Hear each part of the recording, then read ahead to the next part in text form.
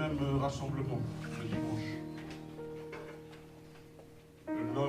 L'église dont je suis responsable actuellement, c'est l'église du Mont d'Or. Et nous comptons 94 membres dans cette église. Beaucoup d'amis fréquentent nos églises actuellement. Ce sont des amis qui viennent par rapport à des besoins, des souffrances qu'ils vivent. Parce que dans ce monde où nous vivons, nous sommes régis par deux puissances. La puissance de Dieu et la puissance du malin. Et il est bon pour nous de considérer cela. Que celui qui est en Jésus-Christ aujourd'hui, celui qui a mis sa foi en Jésus, il est celui qui est sous la puissance dominante de Dieu. Par contre, celui qui n'a pas donné encore sa vie à Jésus, celui qui n'a pas mis foi en Jésus-Christ, l'œuvre de Christ à la croix, celui-là est susceptible de toujours être utilisé par le diable. Et la parole de Dieu abonde en versets dans ce sens. Et pourquoi pour nous aujourd'hui, nous pouvons le célébrer. Célébrer Jésus, nous pouvons le louer. L'adorer pour le Dieu merveilleux qu'il est. Le Dieu majestueux. Le Dieu créateur de toutes choses. Il est celui qui a l'origine de tout. Et à la fin de tout. Il dit lui-même dans sa parole qu'il est l'alpha et l'oméga. Le début et la fin de tout. Celui qui vit éternellement de siècle en siècle. L'église de Mont d'Or vient de terminer une semaine d'édification et ils poursuivront en semaine d'évangélisation. Et ceux qui suivent un peu les nouvelles de la Nouvelle-Calédonie, l'église se trouve au sein même de la tribu où il y a des jeunes qui se rebellent contre les autorités. Ils prennent des armes à feu, puis se mettent à tirer sur les gendarmes, les policiers. C'est dans cette tribu-là où j'exerce mon ministère. Et avec l'église, je mobilise l'église, j'encourage l'église, et on y va à l'intérieur de cette tribu. Depuis que je suis arrivé, beaucoup de jeunes, des jeunes qui viennent de prison, parce qu'ils étaient enfermés, isolés pendant un temps, et ayant purgé leur peine, ils reviennent à la tribu, et ils continuent leurs exactions. Ça ne s'arrête pas. Tant que ces personnes n'ont pas rencontré celui qui sauve éternellement, ils continueront dans ce sens. C'est pourquoi il est important pour l'Église de prendre sa place dans le monde où nous vivons. Nous, c'est au sein de cette tribu. Beaucoup de gens, lorsqu'ils entendent parler de Saint-Louis, beaucoup de chrétiens même, dans d'autres églises de la Nouvelle-Calédonie, n'osent pas s'aventurer dans la tribu de Saint-Louis. Mais nous, l'église de Mont d'Or, on s'encourage mutuellement. Et puis on y va. Parce que c'est le mandat que Dieu nous a donné. Non pas simplement aux serviteurs de Dieu, mais à toutes les églises dignes de ce nom. Tous ceux et toutes celles qui ont donné leur vie à Jésus-Christ. Ces hommes et ces femmes. Ils ont la responsabilité d'obéir à cette commission venue de la part de Dieu. Aller par tout le monde et prêcher la bonne nouvelle à toute la création. Que Dieu bénisse nos cœurs. Vous me direz, mais ils vont poursuivre tout seuls. Et moi, le pasteur, je suis ici en France. Ne vous inquiétez pas. Il y a des frères pasteurs qui sont autour aussi de cette localité où j'exerce mon ministère. Il y a des anciens aussi dans l'église. Et je bénis Dieu pour les anciens. Ils sont là, ils aident aussi à l'avancement de l'œuvre de Dieu. Donc cette église du Mont d'Or vous salue fraternellement en Jésus-Christ. Que Dieu vous bénisse ici à Épinal. Acte 3, verset 1er jusqu'au verset 10. Acte 3. Verset 1er, Pierre et Jean montaient ensemble au temple à l'heure de la prière. C'était la 9e heure. Il y avait un homme boiteux de naissance qu'on portait et qu'on plaçait tous les jours à la porte du temple appelé la Belle pour qu'il demanda l'aumône à ceux qui entraient dans le temple. Cet homme, voyant Pierre et Jean qui allaient y entrer, leur demanda l'aumône. Pierre, de même que Jean, fixa les yeux sur lui et dit « Regarde-nous ». Et il les regardait attentivement, s'attendant à recevoir d'eux quelque chose. Alors Pierre lui dit « Je n'ai ni argent ni or, mais ce que j'ai, je te le donne au nom de Jésus-Christ de Nazareth. Lève-toi et marche. » Et le prenant par la main droite, il le fit lever. Au même instant, ses pieds et ses chevilles devinrent fermes. D'un saut, il fut debout et il se mit à marcher. Il rentra avec eux dans le temple, marchant, sautant et louant Dieu. Tout le monde le vit marchant et louant Dieu. Il reconnaissait que c'était celui qui était assis à la belle porte du temple pour demander l'aumône. Et ils furent remplis d'étonnement et de surprise au sujet de ce qui lui était arrivé. Amen. Amen. Ce matin, lorsque dans la parole de Dieu, nous voyons l'histoire de cet homme, ce boiteux, à la rencontre de Pierre et de Jean. Ces deux hommes qui avaient pour habitude de monter ensemble à l'unisson au temple pour pouvoir prier leur Dieu, pouvoir louer leur Dieu, pouvoir adorer leur Dieu.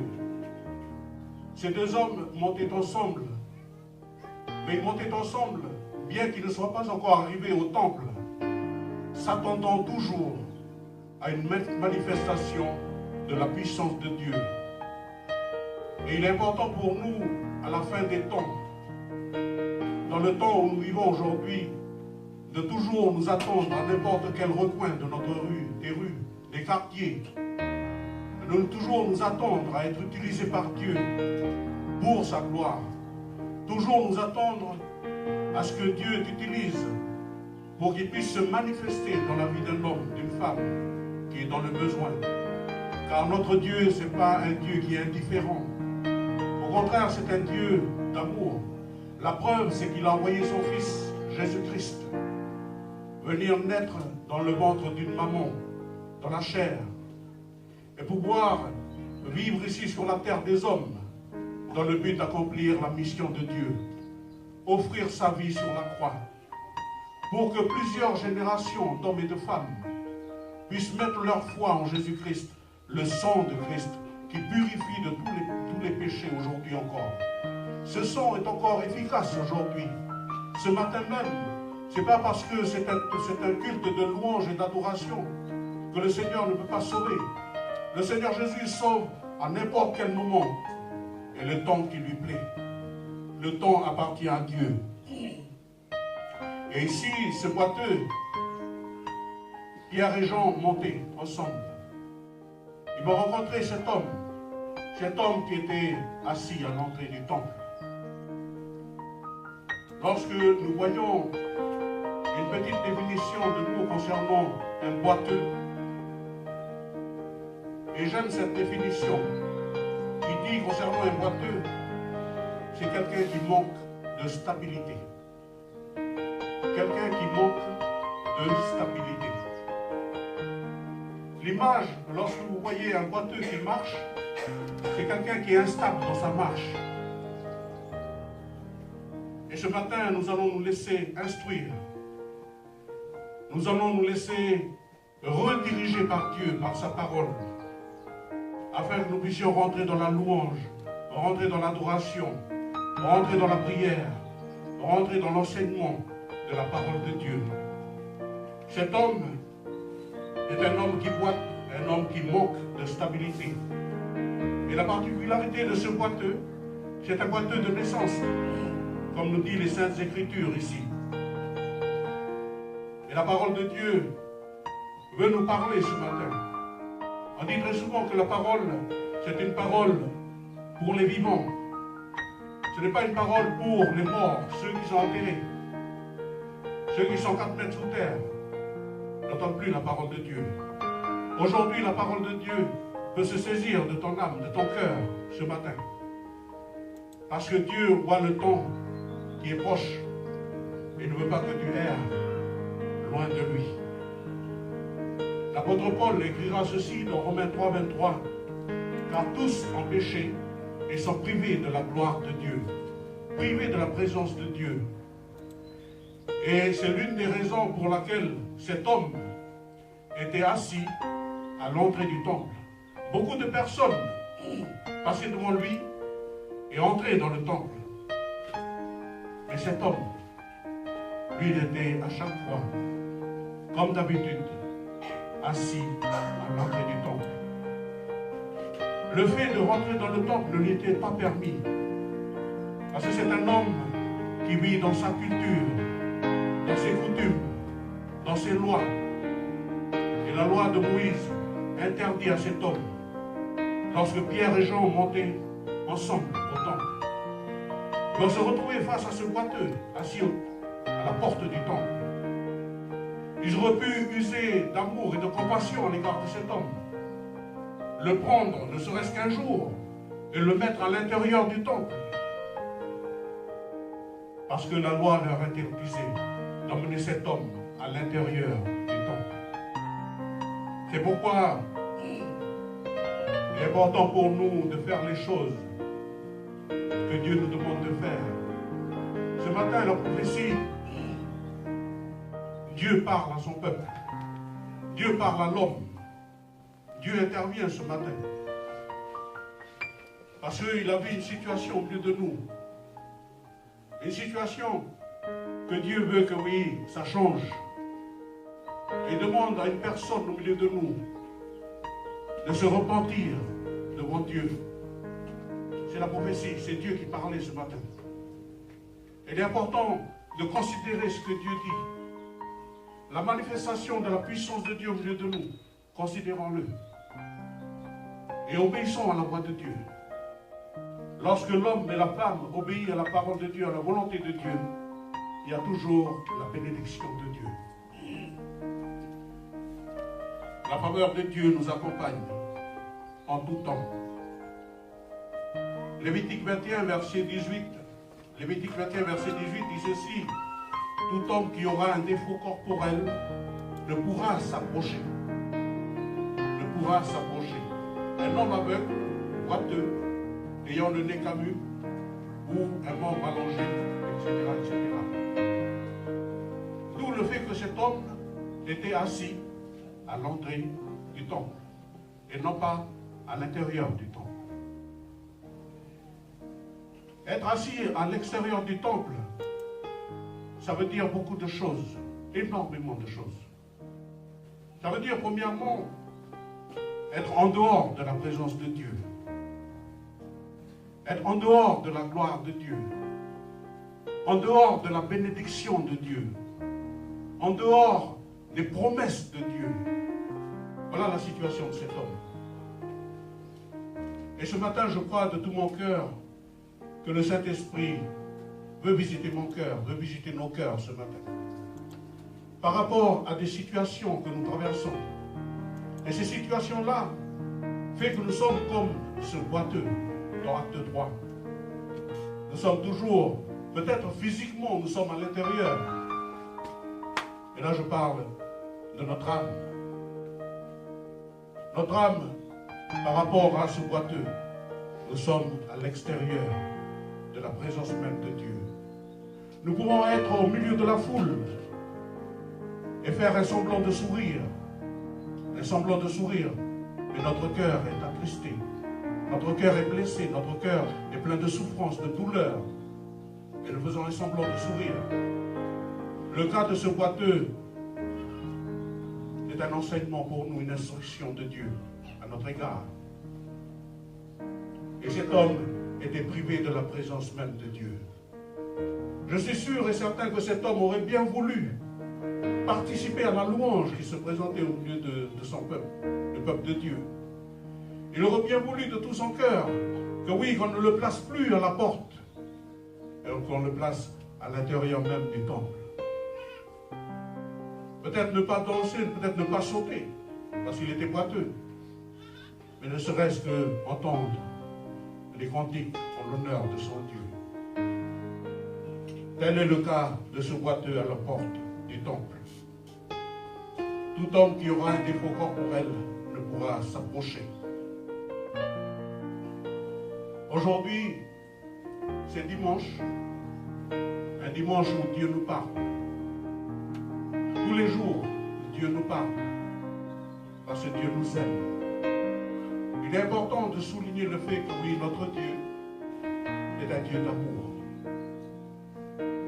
Voyez, famille de Dieu et amis, si notre Dieu ne nous aimait pas, la créature que nous sommes, il n'aurait jamais envoyé Jésus-Christ, son Fils, mourir à la croix. Mais c'est la preuve de l'amour de Dieu à notre égard. Lorsque nous étions encore des pécheurs, Christ est mort pour nous. Christ est mort pour que nous soyons pardonnés de tous nos péchés. Son sang purifie notre âme aujourd'hui, tout simplement par la foi en Jésus-Christ. Beaucoup de sectes, beaucoup de religions nous sortent d'innombrables pensées, des courants de pensée. Et très souvent, l'homme de cette génération, il erre ça et là. Il se trompe lui-même par des faux raisonnements. Il ne raisonne plus selon la parole de Dieu, mais il raisonne par rapport à ses propres pensées, la sagesse humaine, l'intelligence humaine. Ici, cet homme boiteux était assis à la porte du temple. La question que l'on pourrait se poser, où suis-je par rapport à la présence même de Dieu? Où suis-je par rapport à ce Dieu merveilleux? Où suis-je par rapport à ce Dieu éternel? Où suis-je par rapport à ce Dieu du royaume des cieux, qui est si grand que même l'univers ne peut le contenir? Où suis-je par rapport à ce Dieu? Quel est mon comportement, quelle est mon attitude par rapport à ce Dieu si merveilleux? Est-ce que je suis toujours dans l'obéissance ou dans la désobéissance? Est-ce que je suis toujours dans la pratique de l'obéissance ou dans la pratique de la désobéissance, qui fait qu'aujourd'hui, je suis assis à la porte du temple? On se dit souvent entre nous, frères dans l'église de Mont-d'Or, on se dit souvent, il faut qu'on soit toujours à l'intérieur du temple, il faut qu'on soit toujours dans la présence de Dieu, pas à l'extérieur de la présence de Dieu. Mardi, mercredi plutôt, je partageais la pensée sur Marie ici. Et à la fin de ce chapitre, il disait que oui, Dieu l'avait enfermé Marie en dehors du camp. En dehors du camp, ça veut dire en dehors de la présence du camp de Dieu. Ce qui fait que Dieu, dans sa préscience, avait prévu que cette femme, par rapport à son péché, par rapport à sa désobéissance, elle soit mise à l'extérieur de sa présence. Et j'étais en train de relire encore ce passage. Et je me disais que oui, mais c'est pas un bon français. C'est pas un bon français. Parce qu'on n'enferme pas quelqu'un à l'extérieur. On enferme quelqu'un à l'intérieur. Et voilà, c'est écrit ainsi. L'image que Dieu voudrait que oui, on retienne, c'est que le plus important se trouve dans le camp. C'est Dieu lui-même. Et lui se permet d'enfermer les gens à l'extérieur de sa présence. Et tout cela, c'est toujours par rapport à la désobéissance, par rapport au péché. Que Dieu bénisse nos cœurs. Il y avait cet homme aussi, cet homme qui était sur la croix. Il y avait ces deux brigands et Jésus au milieu. Il y avait cet homme qui était en train d'injurier Jésus-Christ, le Fils de Dieu. Il est en train de lui cracher du venin sur la vie de Jésus. L'injurier, se moquer de lui.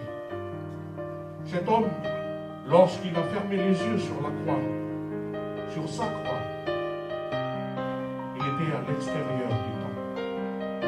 Cet homme était à l'extérieur du paradis. Voilà la réalité pour ce brigand. C'est vrai, il était tout près du paradis, parce que le paradis, C'était la personne qui était crucifiée à côté de lui. C'était Jésus lui-même. Le paradis larcé dans la présence même de Dieu pour toujours. Il était tout près, à la porte, comme ce boiteux. Boiteux, toujours en train d'injurier. Boiteux parce qu'il était toujours en train de se moquer. Boiteux parce qu'il ne voulait pas reconnaître le Fils de Dieu. Boiteux parce qu'il y a toujours la pensée de l'homme. Pensée contraire à la volonté de Dieu. Que Dieu bénisse nos cœurs. Que Dieu nous aide surtout à comprendre la volonté de Dieu à notre égard. Dieu ne nous veut pas loin de sa présence. Dieu veut qu'on soit toujours avec lui. Non seulement ici sur la terre, mais lorsque Jésus reviendra dans les nuées des cieux. J'ai entendu ce matin parler de l'époux et de l'épouse. Il viendra chercher ceux et celles qui se sont préparés pour cet événement qui est important. L'enlèvement de l'Église. Est-ce que je serai toujours à la porte? Ou est-ce que je serai à l'intérieur? Et puis je serai enlevé aussi avec l'Église. Que Dieu nous aide. Ça va, bien aimé? Excusez-moi de parler ainsi. Mais je crois que oui, c'est un message important. Il faut nous dire les vérités. Il ne faut surtout pas nous cacher entre nous les vérités.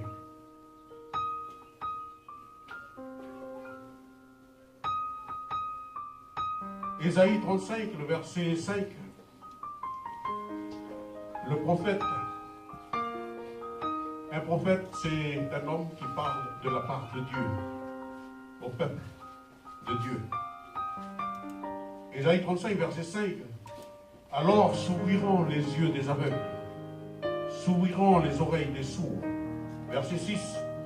Alors le boiteux, sautera comme un cerf, et la langue du muet éclatera de joie.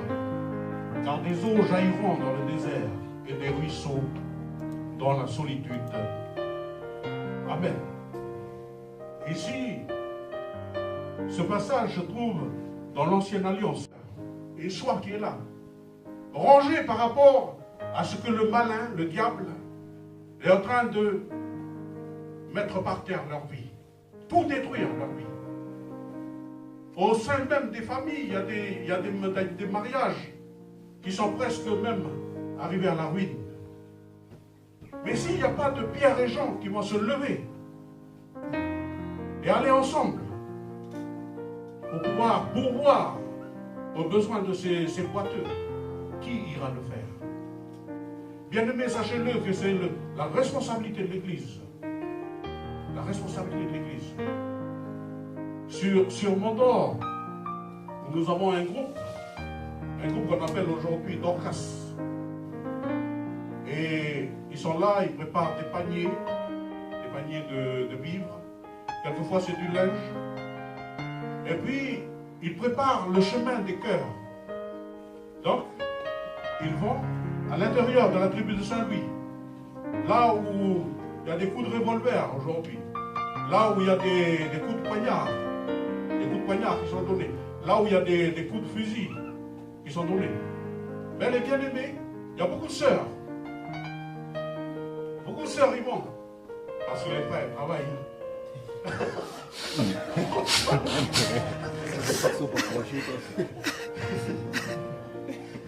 Voilà, il y a le frère Kevin qui connaît la situation aussi.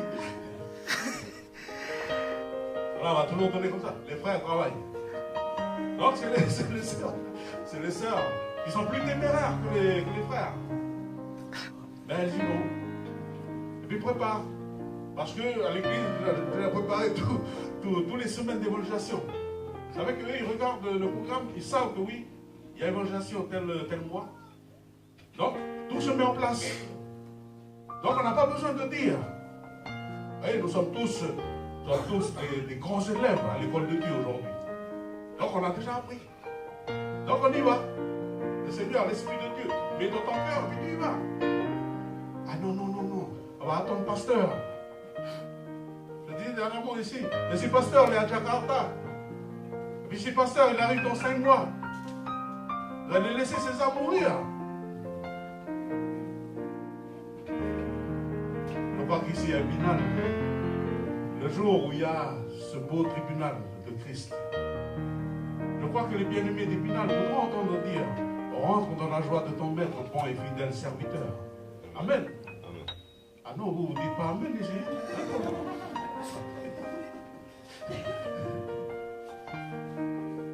Que Dieu bénisse ton cœur. Et il y a ce travail à faire, parce qu'il y a beaucoup de boiteux qui s'attendent à recevoir quelque chose. Certainement qu'eux, ils s'attendent à recevoir matériellement.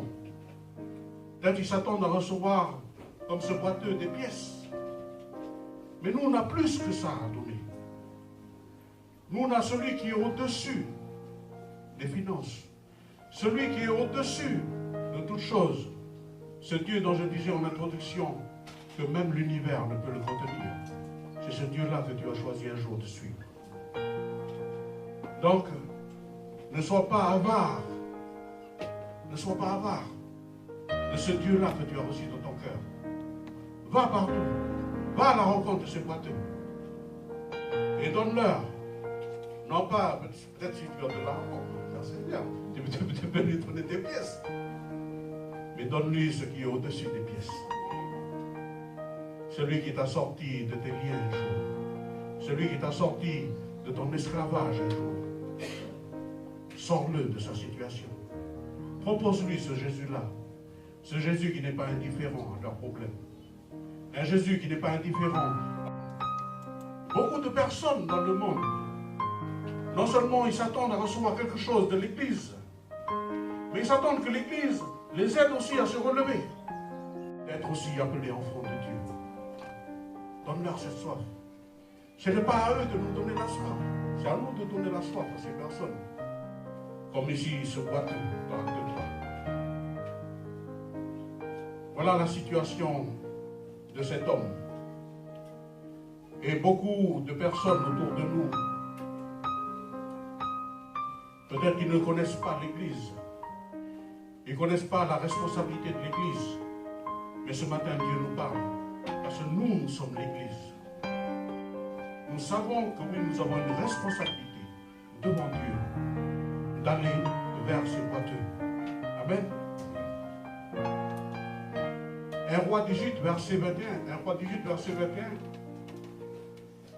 1 Roi 18, verset 21, il dit ceci. Alors, Élie s'approcha de tout le peuple et dit, jusqu'à quand clocherez-vous des deux côtés?